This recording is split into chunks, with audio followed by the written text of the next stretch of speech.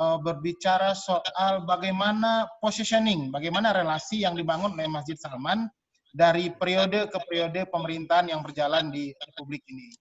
Nah, dari Pak Ir belum masuk pertanyaannya. Kalau misalnya sudah masuk, nanti kita bisa dijawab langsung oleh Pak Dr. Rumawan.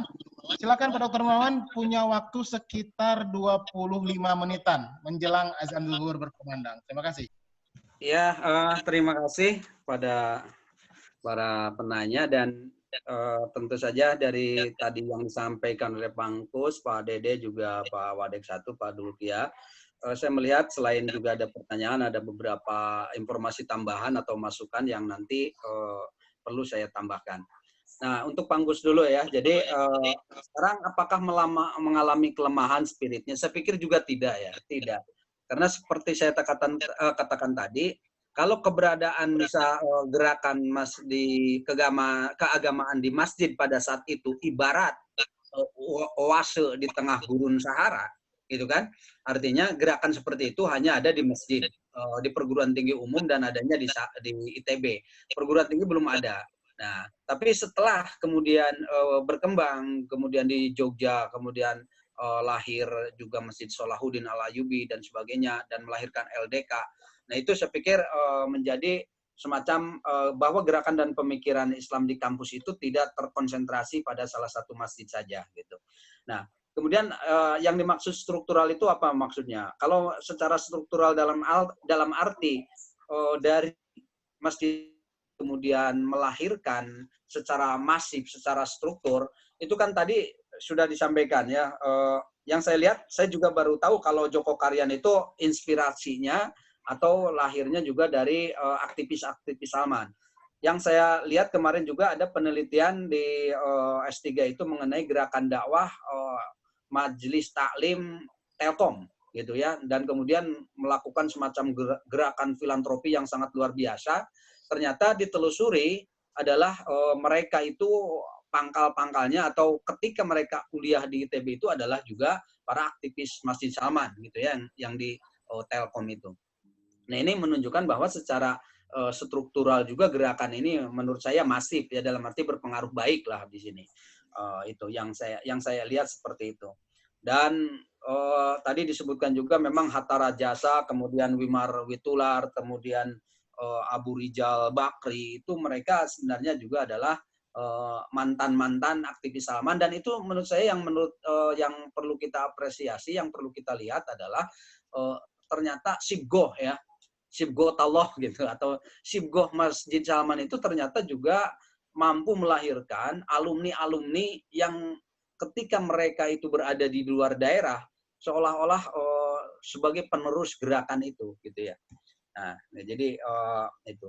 Dan satu hal yang tadi belum saya sampaikan, bahwa ada semacam begini, ketika di tahun 70-an, 80-an, orang yang pakai jilbab itu adalah seperti kesannya orang kampung, orang hanya pesantren. Nah, kemudian dengan gerakan Masjid Salman ini mampu berubah image bahwa persoalan kerudung itu bukan persoalan kampung. Jadi seolah-olah justru menjadi tren perkotaan. Itu kan luar biasa menurut saya.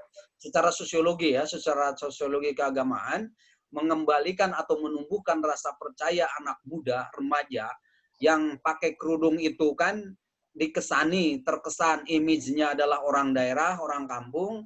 Nah, tapi kemudian oleh para aktivis Salman, khususnya para remaja dan mahasiswa, semuanya itu berubah. Jadi kerudung tidak lagi tren perkampungan, tapi justru tren kota, remaja kota. Itu kan merubah, itu menurut saya dalam konteks perubahan sosial dakwah itu sangat luar biasa sekali gitu.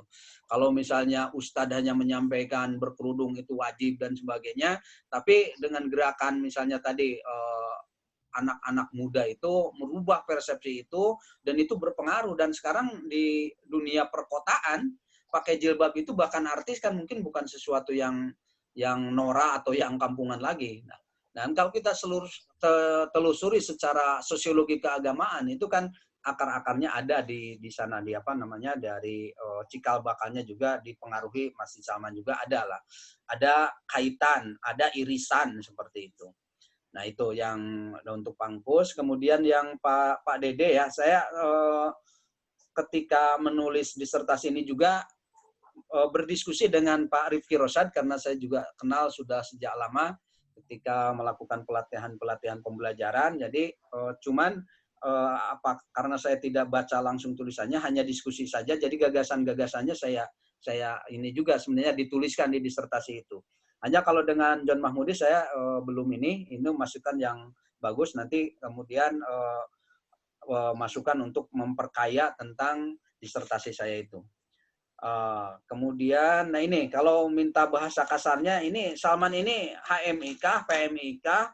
Kalau Ormas itu Persi kah, Muhammadiyah kah, NU kah? Kan seperti itu mungkin pertanyaan daripada itu. Kalau kita melihat, gini, Pak Nurmawan, ya. Dalam kan peta konvensionalnya ada HMI, ada PMII gitu ya, itu peta konvensionalnya. Kemudian ada Salman menawarkan satu bentuk gerakan Islam tersendiri.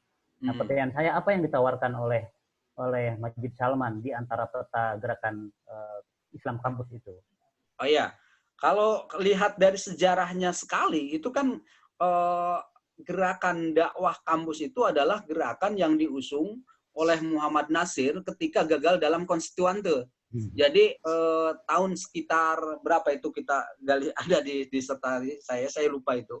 Jadi ketika gagal dalam proses konstituante itu mengalami kekalahan, jadi kompensasinya, sublimasinya melakukan yang menjadi bidikan adalah bagaimana Muhammad Nasir ingin menjadikan generasi-generasi kampus itu ini karena memang tidak bisa dilepaskan pada saat itu yang menjadi bidikan kaum para komunis juga adalah gerakan mahasiswa.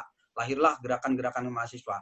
Maka ketika di konstituante itu gagal, apa itu proses gagalnya seperti apa? Nanti saya baca lagi lah di disertasi. Tapi kemudian mengalihkan gerakannya itu menjadi gerakan ke kampus, ke mahasiswa.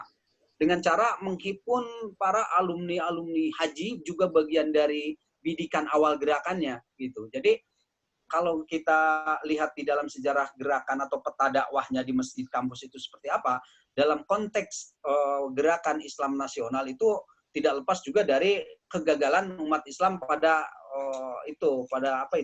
melahirkan konstituante itu. Nanti saya bacalah itu di ini lagi, gitu ya. Jadi sehingga nanti kemudian beda sekali bersambung dengan kemudian pada saat itu Bang Imad yang dia itu sangat aktivis HMI gitu kan, pemikiran-pemikiran pembaharuannya dan kemudian juga dengan Nasir kan, dengan Cak Nur itu sangat ini sehingga melahirkan itu, sehingga ikon Bang Imad memang jelas menjadi ikon Masjid Salman sekali, dan itu ketika beliau ke Malaysia juga mempengaruhi ide-ide pemikiran tentang keagamannya di